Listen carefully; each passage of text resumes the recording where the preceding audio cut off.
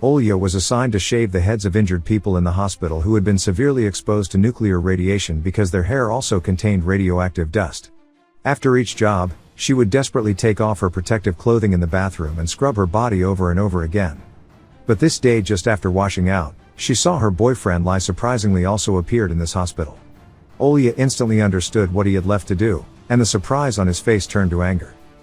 After venting her emotions, Olya learns that the reason Lai went on a death mission was to give her son a chance to live. The higher-ups kept their promise and soon sent the two men's children on a plane to Switzerland. After this incident, Lai and Olya reconcile, and late at night, watching the TV images of the masses, who were kept in the dark about their lives, celebrating Labor Day as they always do, Lai has a hard time sleeping. If this disaster was not stopped, it would affect millions of families throughout Europe. Early the next morning, he left without saying goodbye and returned to the nuclear power plant for the third time, where Lai and his engineer put on their diving equipment and returned to the cooling pool. The water temperature was already 60 degrees, and even with the oxygen tanks, people were still having trouble breathing. The two men fought for time, and finally came to the front of the valve. But because the water pressure is too large, plus the machine rust, they cannot unscrew with all their might. In an emergency, Lai used an iron bar to lend a hand to finally turn the valve. The pool water began to gradually discharge. This time the task was finally successful. However, on the way back, the engineer was tangled in the rope due to physical exhaustion and was about to lose consciousness.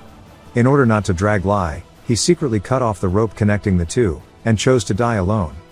Lai found out and immediately returned to save him. But it was too late, and his consciousness began to fade.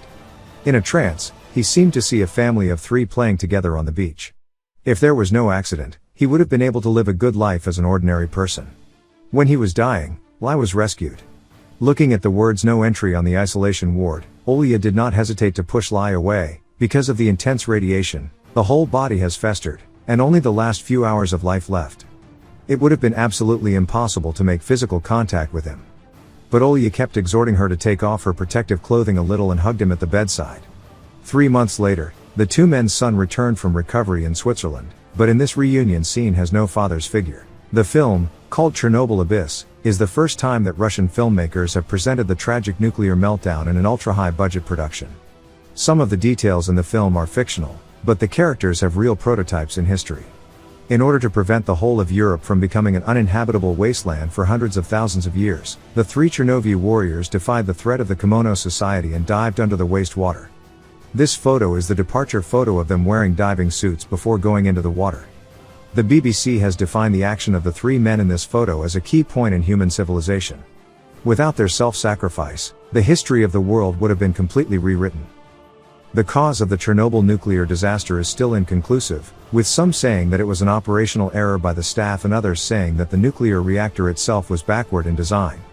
But it is undeniable that this devastating disaster in the history of mankind caused countless families to be torn apart, countless children to be disabled, countless lives to be lost quietly, and tens of thousands of square kilometers of land to be contaminated.